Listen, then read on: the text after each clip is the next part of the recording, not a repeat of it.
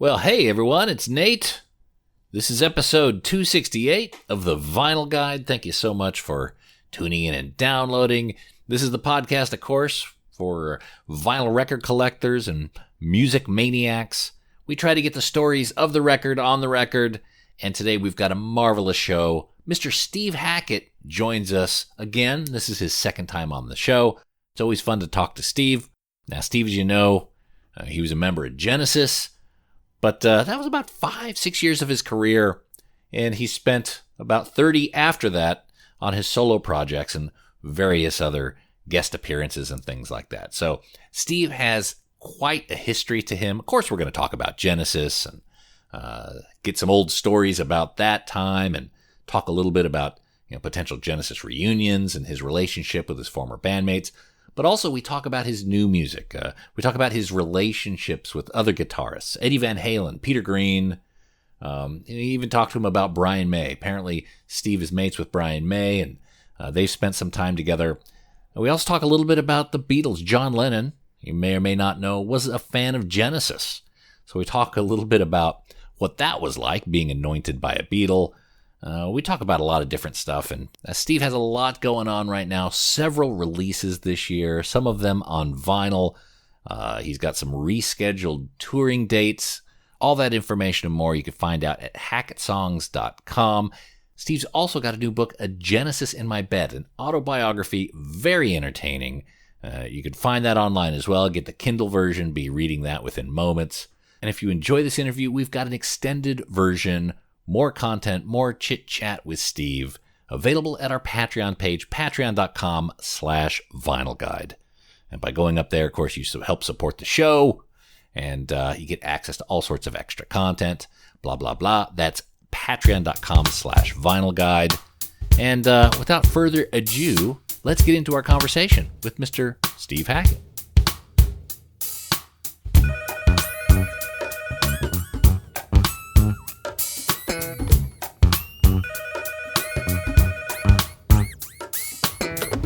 Hi, how you doing? Doing good. Can you hear me all right? Yeah, fine, yes. It's been a crazy couple of years here since you've been down to Australia, but it seems like you've made the most out of the time that you've had. New album, a new book, lots of things. You just can't sit still, can you? No, it's been 3 albums. It's been a live album, a book, one studio album, which is acoustic stroke orchestral, and the next one is we're working on the last track today. We just got a few guest appearances to get into that, and then it'll be released later in the year. So, it'll be extraordinary to have produced in some shape or form 3 albums in the space of a year. Wow. I seem to be going for the hat trick at the moment. I think without any loss of I like to think without any loss of quality of ideas and what have you. Now, you've remained incredibly prolific, really the last decade. Nearly an album a year, something along that pace? Yeah, I figured that as the others were slowing down, I felt reinvigorated and I wanted to renew my commitment to music, the thing that fires me up and always has done ever since I was a small child. So, yes, I must be going for the John Wayne Award, a little bit like, the amount of Westerns he did. If I can, how many Westerns was it? 70-odd Westerns. If I can squeeze in 70-odd albums by the time I shuffle off this mortal coil, that won't be bad going. Wait, what are you up to now? Well, it all depends. It depends whether you include the Genesis ones and things I've shown up on and all the live albums and all that. I mean, that's got to be about 100 albums or so. But specifically studio albums I've done myself, it's about 26 or 27 now, something like that. Well, let's go for 70. I think that's a good number to shoot. Go for 70, yeah. Assuming I live until I'm 130, it should be all right. Yeah. Well, the wonders of modern science. Now, when you go to write these records, do you have like a backlog of songs that you pull from, or do you tend to write them pretty much they are of the time? No, I think they are of the time, most of the time. There might be the odd melody that I'll allow to surface. For instance, I was working on a track today, and there's a guitar part on it that was originally I had an idea that it would make a vocal phrase, and then I thought as a vocal phrase it would come out sounding very 1960s pop. But by changing it and playing it on guitar and playing it in a more fluid style, it doesn't sound that at all.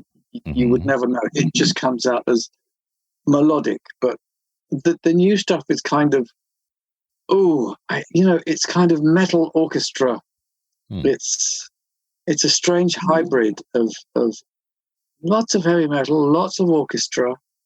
It's a strange hybrid of many things. It's a collision of many schools of thought. Do you over-record and create outtakes, or pretty much what you record gets released? Well, what's tended to happen in recent times is that the Japanese start asking for bonus tracks. And again, Joe said, sometimes people don't so much do bonus tracks as bogus tracks. Here's a mix. It's just the tambourine. Yeah, and there's another track. We don't do that, but sometimes we do, usually instrumentals that are very, very quick. And most of the time, they would have a germ of ideas on that normally I would develop over a much slower period. But there are times when I've gone at this and said, whatever I do today is going to be the track. So you make up your mind very, very quickly on things. And sometimes I'll end up playing those things to people in embryo form. They say, I really like it the way it is. Why don't you use that? And then I have to figure out, well, what am I going to do if I've robbed Peter to pay Paul? So there was one thing that we had that just came out absolutely perfectly, and it was a day's work and sounded heavy as hell. Again, this sort of orchestral meets rock thing, and great use of samples on it. I was working with Ben Fenner on one of these ideas a couple of albums ago, and we ended up using it just very much as it was on the day. It was, people were responding to it immediately, saying, I like that. And that sounds really frightening. Grown men were saying how frightening it sounded. So I thought, well, job done with that. That's if you evoked an emotion, if you're provocative, then that's the purpose. Yes, one tries, to make it cinematic, perhaps, and occasionally literary. Other times it's just pure, completely adolescent, and just having a burn up on your guitar. There's room for all of those schools of thought. So what are you listening to these days? Do you listen to much modern music? I often turn on the radio and usually turn it off immediately because I know where it's going. It's like someone has put some sequencer on, gone off and made a coffee and come back again, and it's still going. So much of modern music seems to be non-variation based, non-developmental. Singer sings a couple of lines, recapitulate, change slightly, alter the technology. There are some people I like. I like Joe Bonamassa. I like his playing. Met him a couple of times, complimented him with stuff.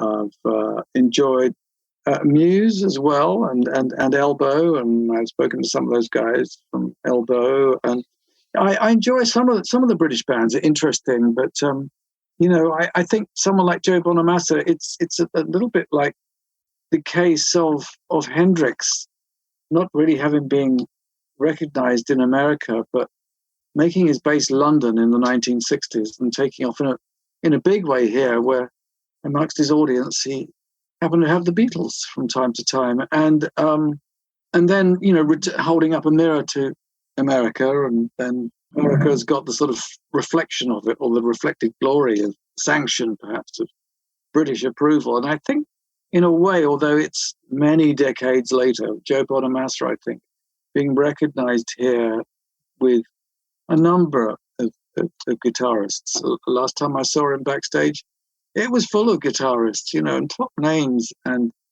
slapping him on the back, and that's very nice. To reinvigorate the blues, I think, is no easy feat, because blues operates in a smaller framework, but to re-energize it, I think, is a very clever thing to be able to do. So I approve of the complete honesty and energy of that that approach. So the authenticity of it. The authenticity. Yeah. That's a very, very good word, I think. Authenticity. Yes, that's exactly what it is. Yeah, authentic music. Yes. Yeah. This last year, we've unfortunately seen the loss of many musicians. One of which, Eddie Van Halen. Yes. Obviously, you and Eddie had a bit of a history early on. What did Eddie Van Halen mean to you? Well, I think that, he was a brilliant guitarist. Never met him. I know that he came to one of my shows, and apparently I'm an influence on him for the tapping technique, which I was doing in 1971. But, he was incorporating that as it's become part of the glossary of terms. And, of course, a brilliant player. On the British side of things, the loss of Peter Green as well, who I used to go and see practically every other week in the mid-1960s, was a tremendous loss.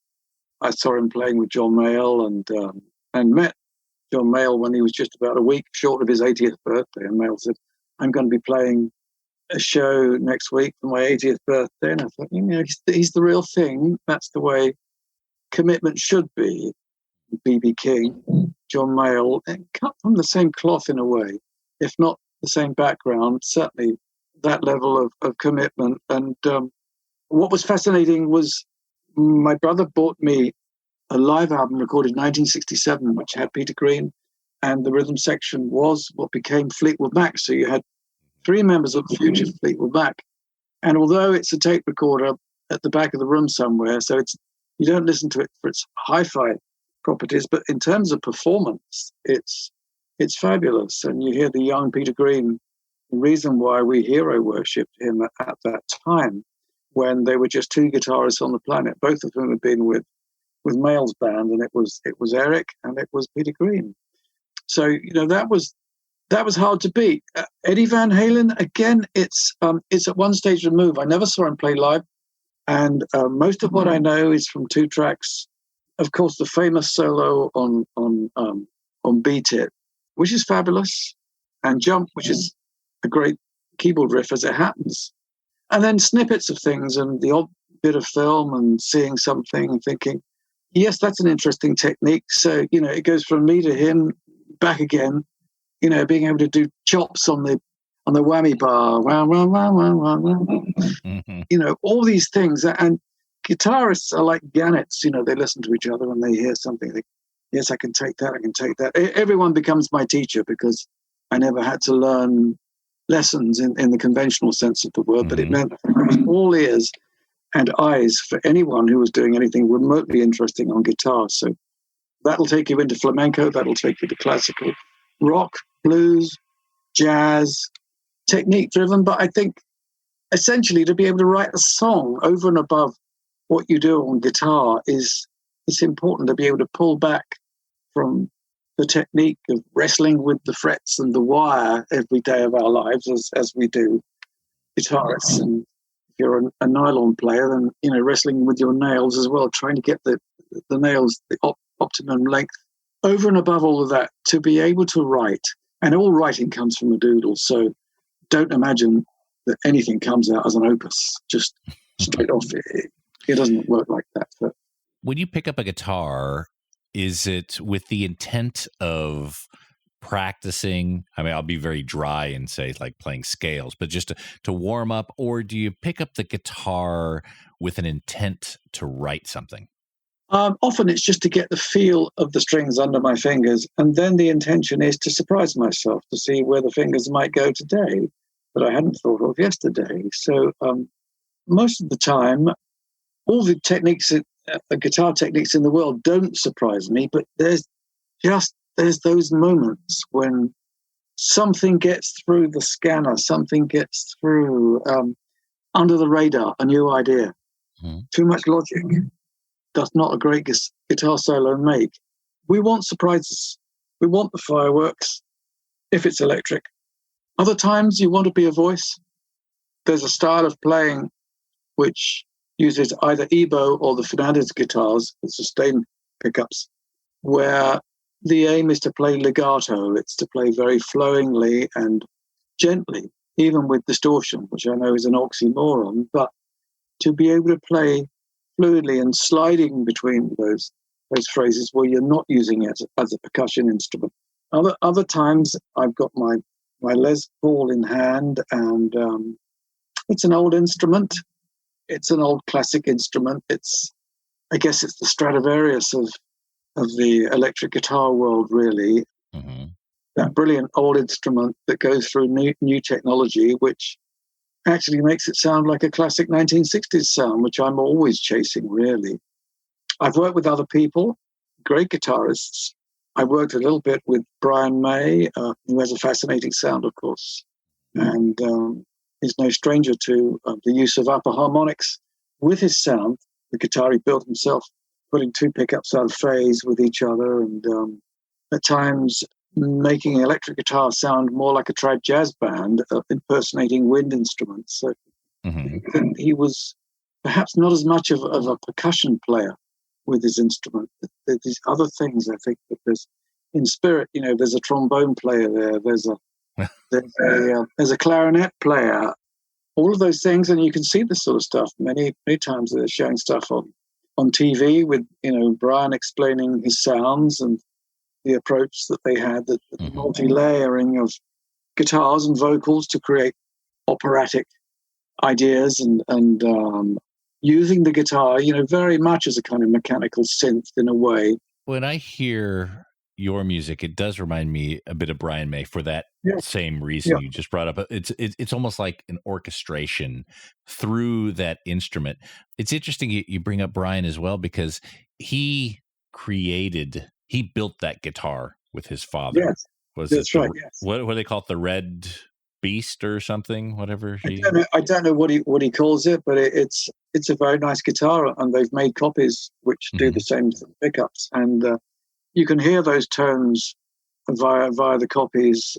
I was even tempted to get one myself. I have a pal who has one, and I played it for 2 seconds. And oh, that's how he gets that sound. That's how that. That's so these mysteries. Eventually they reveal themselves, pretty much like harmonica tones as well, which is my first instance. How do you get that great sound? Do you listen to other guitarists like that? Like in that example with Brian May, did you then take that, I guess, a few of those tricks back with you and use them for your own style? I think you've always got to try and do your own version of what it is that you like about someone else. And when I first met Brian, he said to me, "Oh, I like the Musical Box, that track, first Genesis album." He said, "Oh, that your guitar playing on that influenced me." And I thought he's the guy who came up with 3-part guitar harmonies. But he'd noticed that right at the end of that track, there was a 3-part guitar harmony. And it served the line very well. Ever since I did that, I've never really come up with a line that was as good, that suited a 3-part harmony, a climbing part right at the end of the track, climax to the track. But he'd noticed that. And of course, the Genesis approach was very much, if there was a song that was guitar-based, it usually meant lots of 12 strings all chiming away, doing sympathetic parts, but not exactly the same parts. And by the time you heard that, you couldn't really tell whether you were listening to guitars or keyboard, especially if something was put through a Leslie cabinet or two. Yes, you would be getting something that was closer to keyboards. That would be softening it. But to come up with a third instrument is often the intention, isn't it? Oh, what is that sound? Who was that man? That's these sounds are what drive us, I think, all the time. Imitation being part of it. Now, in your new book, A Genesis in My Bed, which I read over the last week, which is absolutely hilarious. I'm not going to give away to the audience why it's called A Genesis in My Bed, but they can read and find out themselves. Very amusing. You mentioned that part of your Genesis highlight was when John Lennon took an interest in the band. What form was that? How did you learn about that? Well, we were just about to leave New York to go to LA because we couldn't get a single gig between, this is Genesis 1973, we couldn't get a single gig between New York and Los Angeles. So we were spending money hand over fist that we didn't really have. We were going to arrive 2 weeks early in LA and have a holiday before we played the Roxy Club. 3 nights, all sold out, everywhere else in America, never heard of you, not interested, no gigs. Just as we were about to leave, Peter Gabriel turned to me and said, "Just heard that John Lennon gave an interview to, I think it was WNEW, probably Scott Nearly, God bless him." And John Lennon said, he was asked, are there any bands that you're listening to currently? And he said, Genesis is one of the bands I'm currently listening to. So that was probably more important than the fact that we weren't getting any gigs. I thought, of course, practically 50 years later, we would have tweeted that news. That news would have been out there. Yes, one of the great man's, favorite pinups is bum bum bum bum bum. Yeah, it didn't work like that. There was no bushwire. It was a best kept secret for a very long time. And then I started putting the odd thing in sleeve notes, and certainly thought I'd mention it in the book because that level of sanction you cannot buy.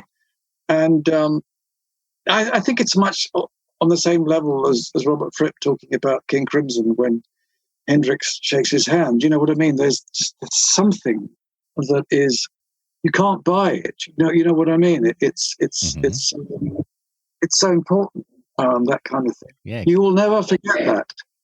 Being anointed by a Beatle, that's quite... Indeed, yes. Sanction doesn't come higher unless Segovia said, hey, man, I really dig your... How do you do your nails every day? That wasn't ever going to happen. But I know that Yehudi Menuhin, the violinist, and John Lennon were on a TV chat show. And Yehudi Menuhin used a piece I'd written for a film that he was making, narrating, and all the pieces were classical. And then there was a piece from Please Don't Touch, which was guitar and flute.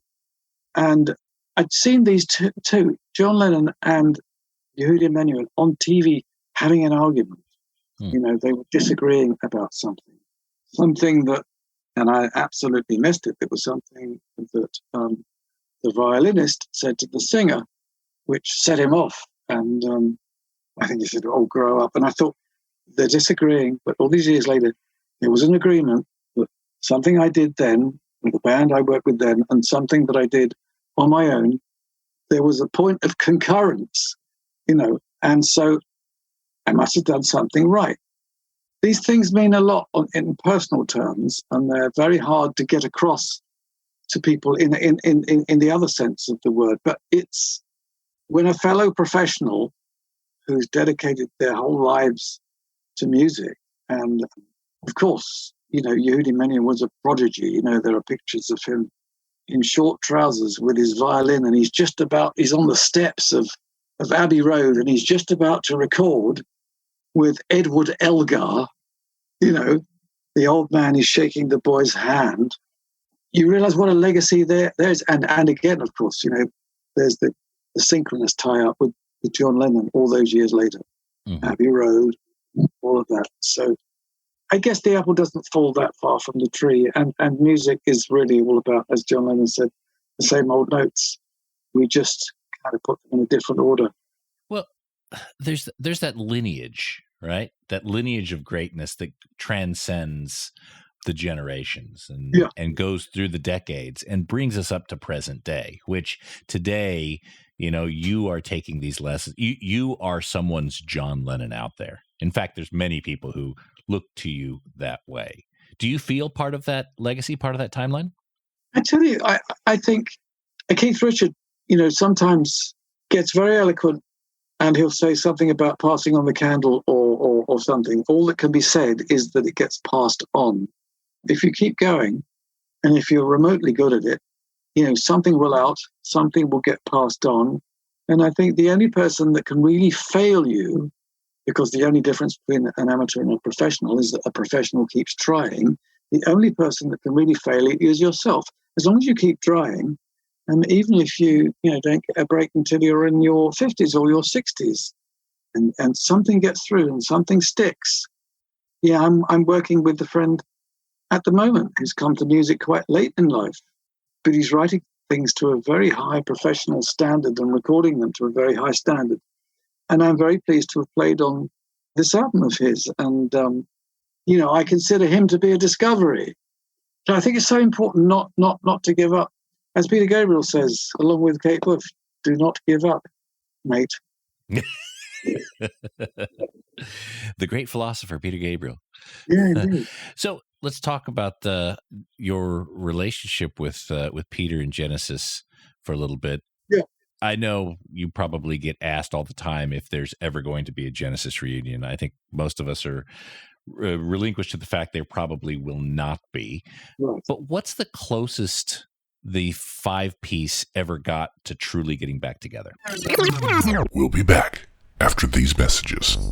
Well, hey there, vinyl collectors. Do you know that AudiophileuSA.com has a ton of original jazz records? 7,383 to be exact. Many of them audiophile quality and ready to ship to you wherever you are. Over at AudiophileuSA.com, you'll find Blue Note, Music Matters Jazz, Analog Productions, and heaps of other titles, all in excellent and near mint shape. Some of them are even still sealed. So don't be slow. AudiophileuSA.com is a family-owned and operated vinyl record dealer, and with over 42,000 vinyl titles in stock, there's something for everyone at AudiophileuSA.com. Go to it.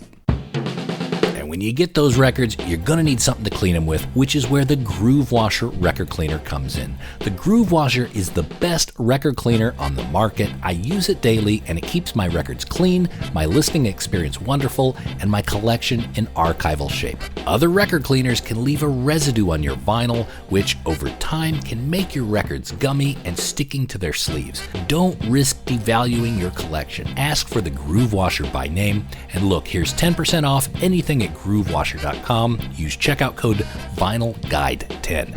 Do it now. GrooveWasher.com. Checkout code VinylGuide10. Now we return to the program already in progress. No limits. So let's talk about your relationship with Peter and Genesis for a little bit. Yeah. I know you probably get asked all the time if there's ever going to be a Genesis reunion. I think most of us are relinquished to the fact there probably will not be. Right. But what's the closest the 5-piece ever got to truly getting back together? Well, we did have a get-together in 1982. We did something to bail out WOMAD. Really, that was as a gesture to Pete. And apart from that, I think, we talked about a get-together again in about 2005.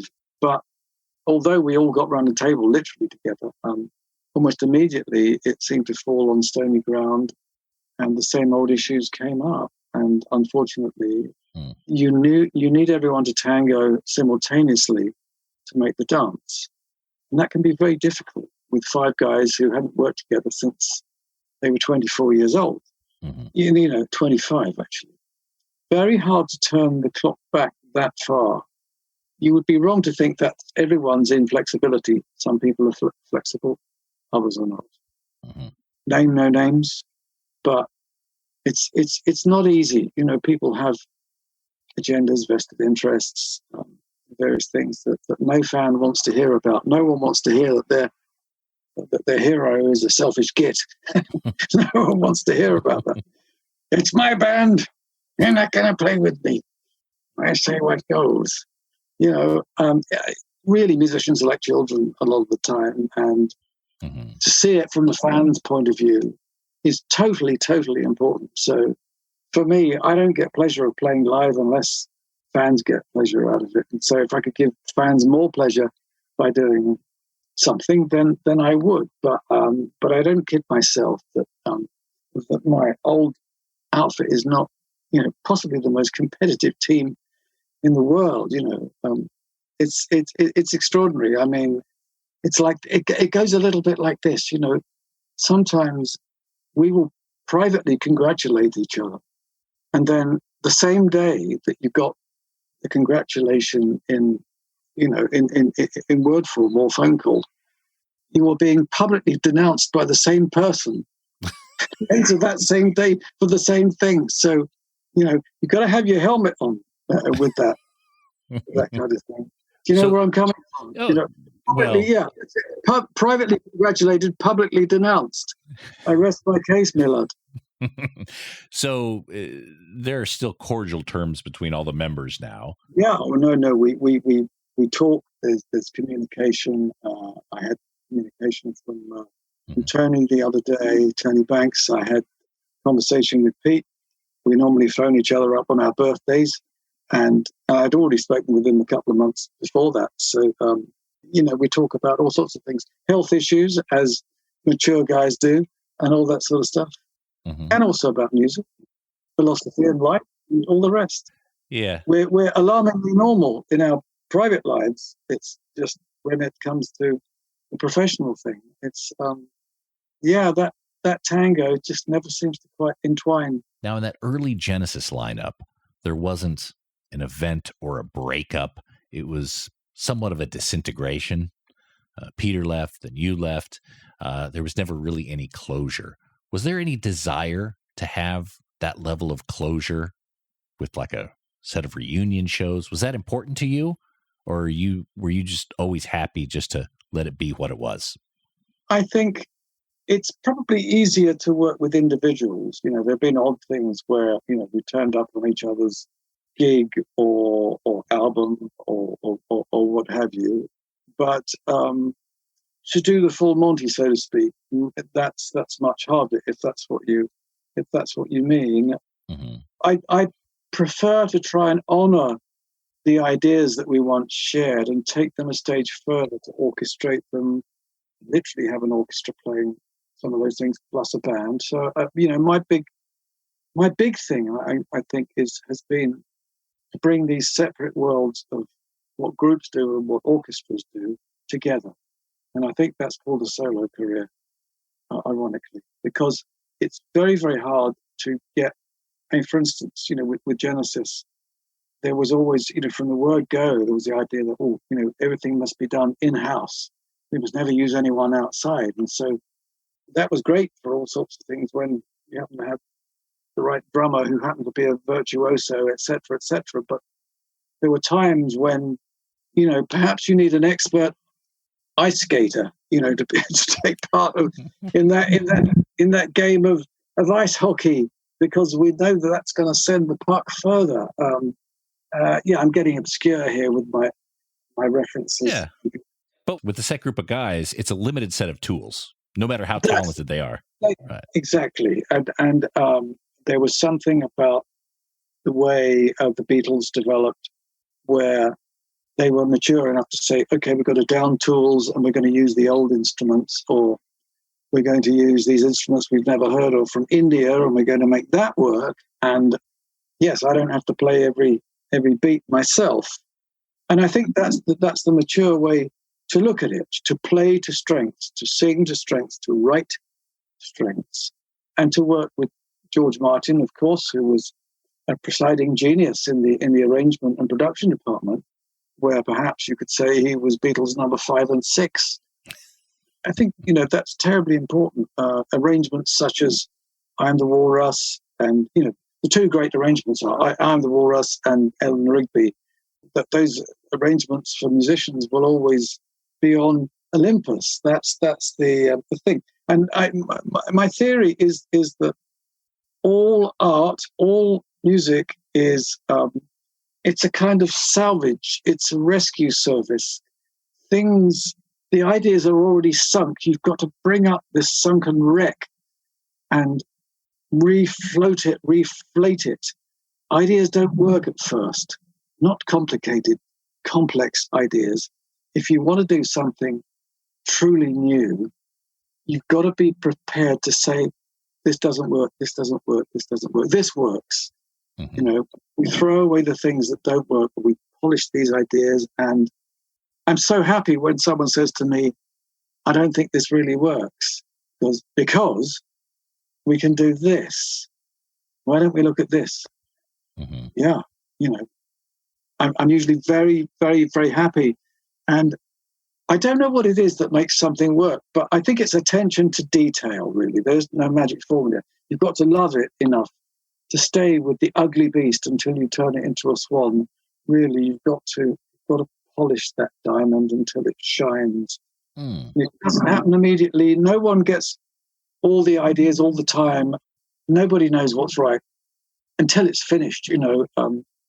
I don't think there's such a thing as genius. I think there's just hard work. I think Tchaikovsky says something about, inspiration doesn't come easily to those who don't work hard. I'm paraphrasing, but he talks about or talked about, the amount of work that it might take, which is why those orchestrations, of course, are probably the best ever.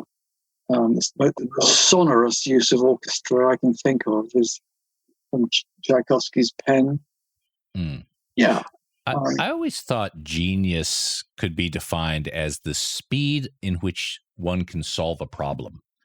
So if, in your example, you're working on a song, someone says, "I don't like this," the ability to then react and respond to that with a few other variations or a few other options. Yeah. If you're able to do that problem solving rather quickly and with a few different choices, to me that kind of that person has a little bit of a spark, maybe what people call genius. But yeah, that was always my interpretation of that. Well, I think genius is a shared thing, isn't it? That's the original word group is that. And someone else will come up with an idea that you hadn't thought of. But instead of feeling threatened by that idea, if you can incorporate it, and it's not as if it's an insult to your manhood or your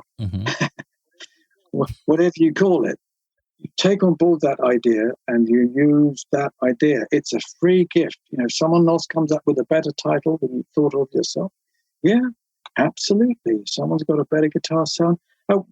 Whatever it is, you might think that the drums are fine, and someone else will say something about, no, we need a drum break here, we need that there. Have you thought of this harmony? You could have a saxophone on this, and it goes, oh, yeah. To be open to all of these things and to know when it works. I mean, Roger King often says to me, when we're up to 200 tracks on something, he'll say, never knowingly under-excessed. But there are moments when we draw it all back. We might have 4 symphony orchestras on something, but there'll be a moment we take it right down to nothing. And I think, yeah, maybe that's the best kind of monsters, the way I see it. Keep it rootsy. If that works for you and you've got a little blues band and you've got this great hotshot young player, then great. Yeah, you don't need them. You don't need all that. But I need complexity. I need to satisfy the inner Tchaikovsky and the inner George Martin and all the rest, and the inner Hendrix and the inner Django Reinhardt, and the list goes on endlessly. I listen to these people. What is it you could bring to this that I haven't thought of? Discarnate soul, please show me the light. When you exited Genesis to pursue the solo career, what was that change like for you? What complexities did it present that you hadn't dealt with up to that point, and perhaps that you didn't expect? Well, it made me physically ill. I mean, within a year, I was in hospital with intestinal ulcers and the stress. The stress of that, and probably just doing the wrong things and excess and smoking too much dope and drinking too much red wine. And then a year later, I'd given all that up, and I became a jogging fanatic and doing all the things that I'd been able to do as a kid in the school gymnastics team. I thought it's time to put aside all that kind of heavy, hardcore living and thinking, if you want to prioritize doing lots of music, you need to be fit. So somebody said to me at one point, it was a guy who worked in adverts, a guy who was old friend of mine, who then left the UK, went to America and did a lot of, very successful things in film. And he said, somebody said to me, you have to be very fit to be successful. Yeah, we have this idea that we could get as wasted as Keith and get away with it, and that's what success is all about. But I would say very few have that constitution. And, the older I get, the more I'm aware of mortality. So you come to a point where you prioritize things. In fact, I saw this woman who was a psychic, and it was the first time I'd ever visited this particular sort of psychic center, and she absolutely read my mind. She knew about all sorts of things that she couldn't have known about when I was in my mid-20s. the names of people that were private and everything. And she said, and by the way, you've got a slight shadow on your right lung. And I'd just finished my first solo album. I was smoking like crazy, like an expectant father. And I was eating very little, puffing away like crazy. And I forgot about what she said, but that night I went to bed and I had a huge asthma attack in the middle of the night. And I stopped smoking. From one day to the next, I just thought, this is it. Well, stop doing this. There was an intention to stay healthy. So all we can do is, try and get as much out of, this as possible. I don't know. You can either take there's the Hendrix route or there's the Segovia route, really, isn't there? It's like you're either going to be playing when you're 93 or 94, or you're going to peg out when you're in your mid to late 20s because you're achieving inspiration another way. Equally gifted men, totally different philosophy. So once the weight of the career came directly on you, wasn't shared with the rest of the band, it was a huge wake-up call. Right. Absolutely, because you're in a band and you share the burden. Straight away. So, yes, you share the burden, you share the glories, there is no such thing as a band. It's a collection of individuals, and the work that they do is something else which has another personality, the sum of all the parts and all that sort of stuff, all that kind of thinking. But it's very different with a solo thing.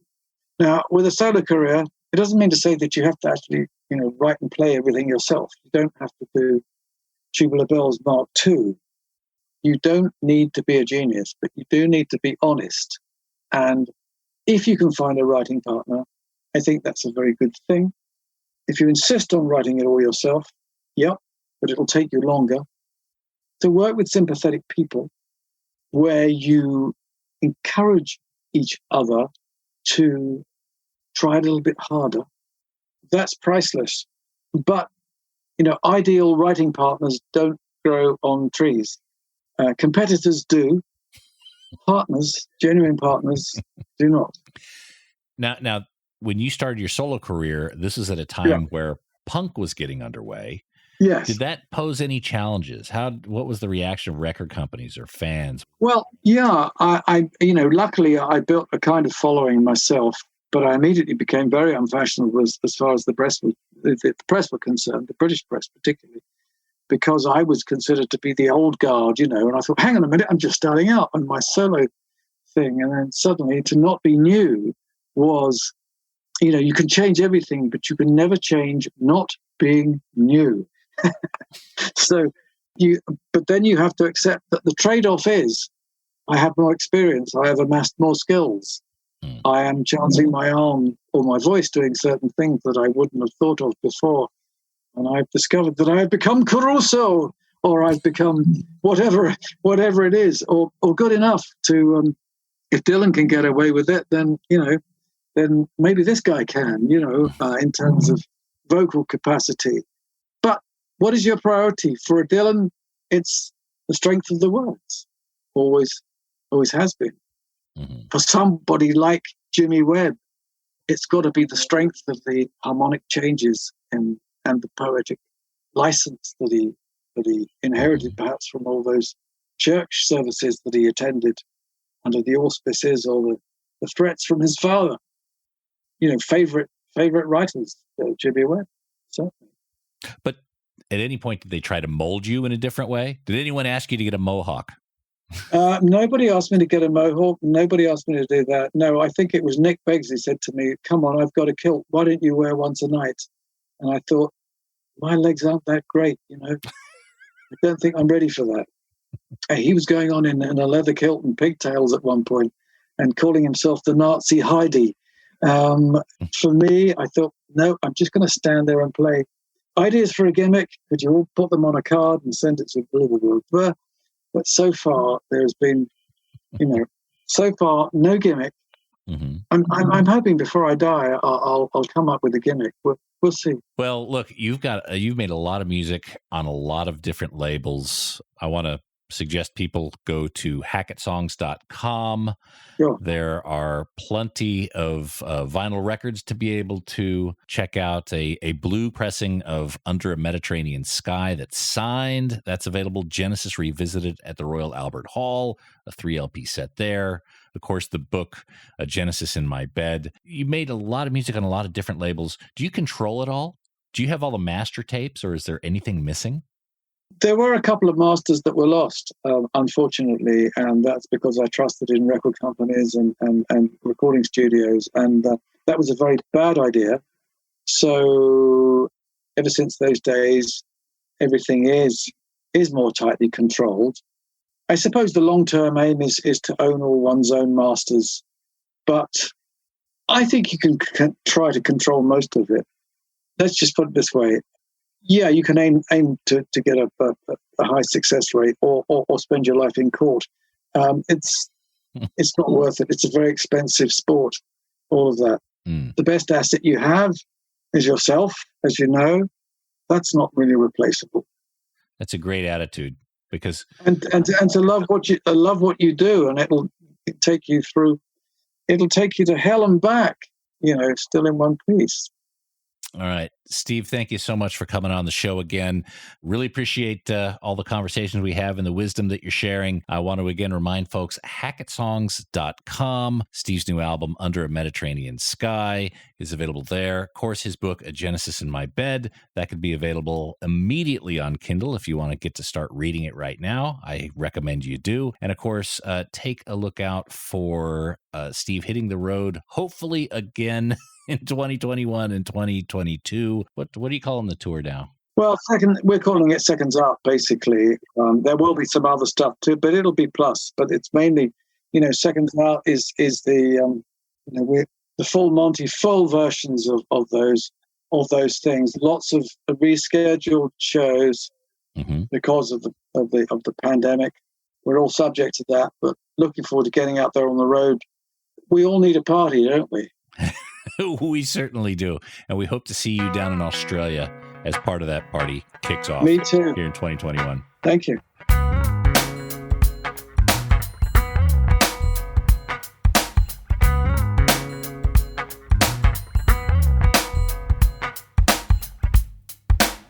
Thank you, Mr. Steve Hackett. Again, everyone go to hackettsongs.com for the latest on Steve. And if you enjoyed this conversation, please consider becoming a patron of the show at patreon.com/vinylguide.